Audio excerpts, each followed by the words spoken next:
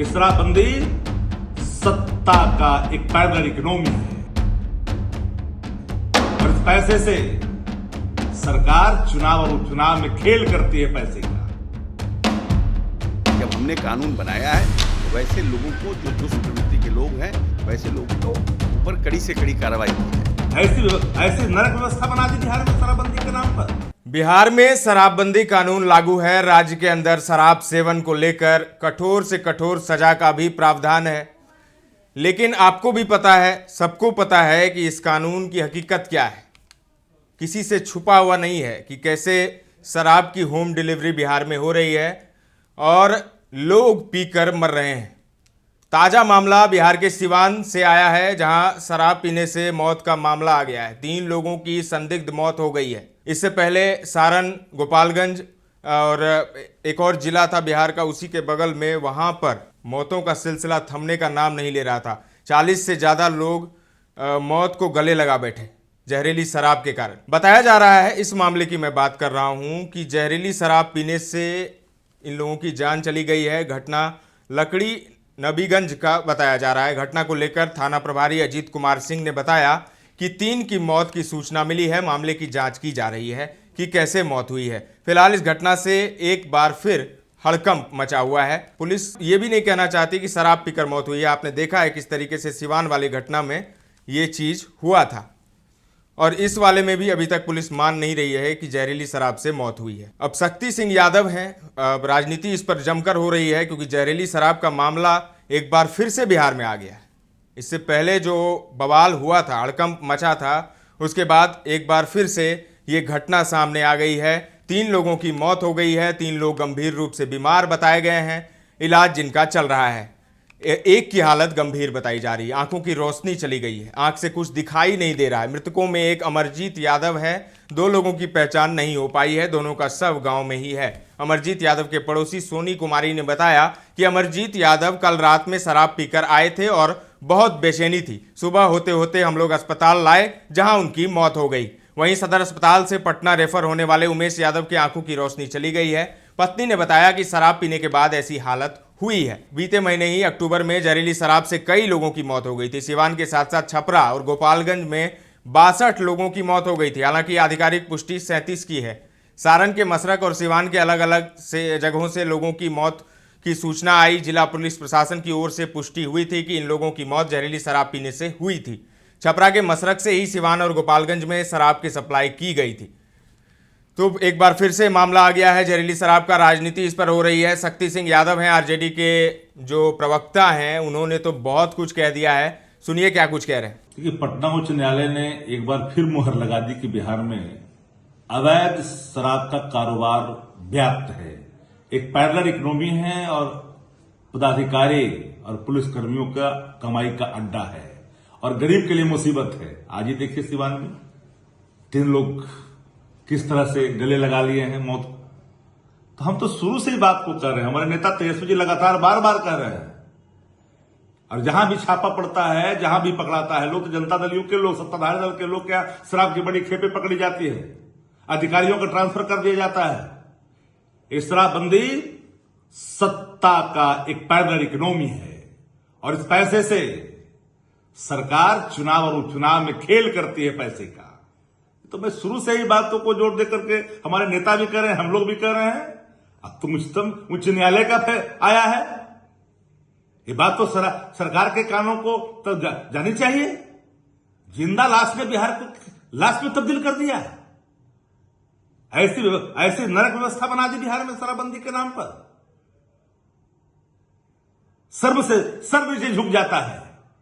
अचेत जो शासक है वो पूरे बिहार को कहां लाकर खड़ा कर दिया है। जिंदा लाश के सहारे बिहार की तरक्की की बात कभी नहीं सोची जा सकती है। तो सुना आपने, सिंडिकेट चल रहा है और वो भी जेडीयू के नेता चला रहे हैं, और जहरीली शराब से जो गाढ़ी कमाई होती है उसका इस्तेमाल चुनाव में करते हैं ये लोग। तो बड़ा आरोप शक्ति सिंह यादव का लगा है। और अब जहरीली शराब मामले पर पटना हाईकोर्ट ने एक बड़ी टिप्पणी कर दी है। उन्होंने एक पुलिस इंस्पेक्टर के खिलाफ जारी किए गए डिमोशन के आदेश को रद्द करते हुए बिहार के शराबबंदी कानून पर गंभीर टिप्पणियां की हैं। अदालत ने अपने फैसले में कहा कि शराबबंदी कानून बिहार में शराब और अन्य अवैध सामानों की तस्करी को बढ़ावा दे रहा है। कोर्ट ने कहा कि Bihar prohibition and excise act 2016 को राज्य सरकार द्वारा नागरिकों के जीवन स्तर और सार्वजनिक स्वास्थ्य को सुधारने के उद्देश्य से लागू किया था, लेकिन यह कानून कई कारणों से इतिहास की गलत दिशा में चला गया है।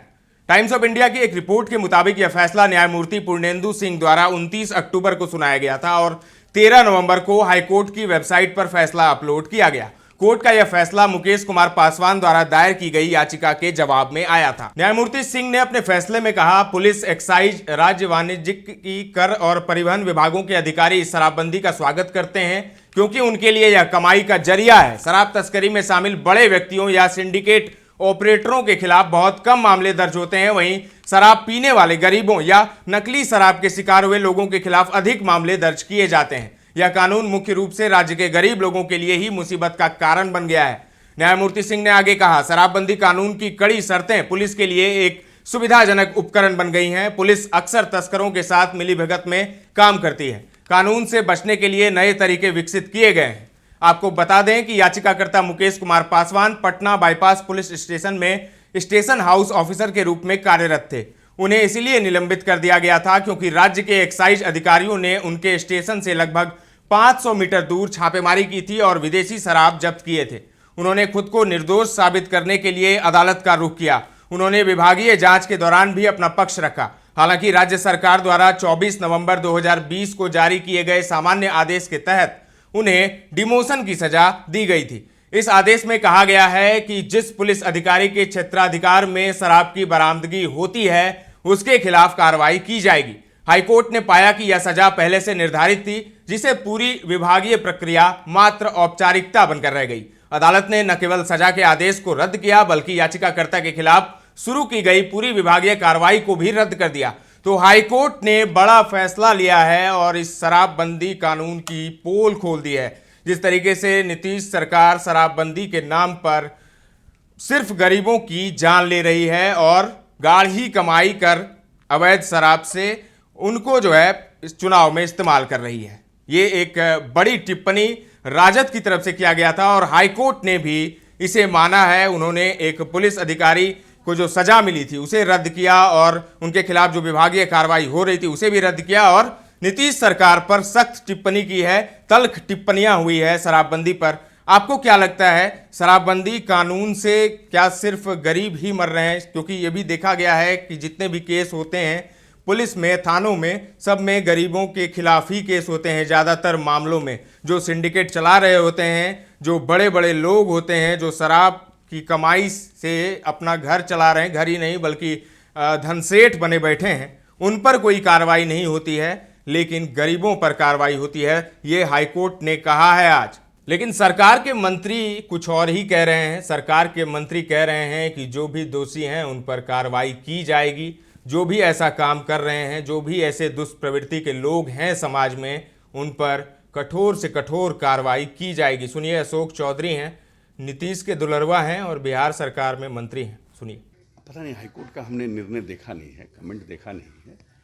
उस कमेंट देखेंगे किस प्रीटेक्स्ट में बोला गया है, ऑब्जर्वेशन है, जजमेंट है, क्या है।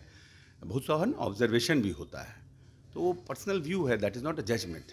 If there is a judgment then the government will see how to reply to it. Siwan में आज जहरीली शराब से 3 लोगों की मौत। देखिए, जहरीली शराब जहाँ पर शराब बिकता है वहाँ पे भी जहरीली शराब से मौतें होती हैं। हुश ट्रेजेडी के लिए पूरे देश में कहीं नहीं। क्या बिहार में जब शराबबंदी नहीं थी तब हुश ट्रेजेडी नहीं होती थी? तो दुष्ट प्रवृत्ति के लोग हर जगह हैं, उसको एक इशू नहीं बनाना चाहिए। क्यों हुआ, कौन लोग इन्वॉल्व हैं, उनके ऊपर कैसे कड़ी से कड़ी कार्रवाई कीजिए, ये इम्पोर्टेंट है।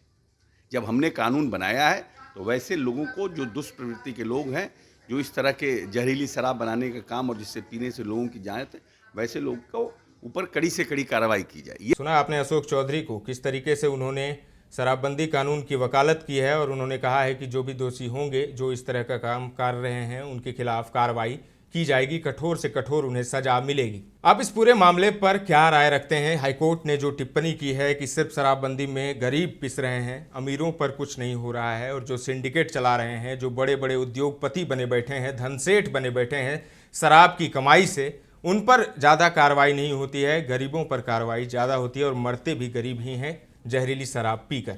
आप इस हाईकोर्ट की टिप्पणी से कितना सहमत हैं? अपनी राय आप कमेंट में दे सकते हैं। फिलहाल के लिए इतना ही। ताज़ा तरीन खबरों का सिलसिला लगातार जारी है, देखते रहें दर्श न्यूज।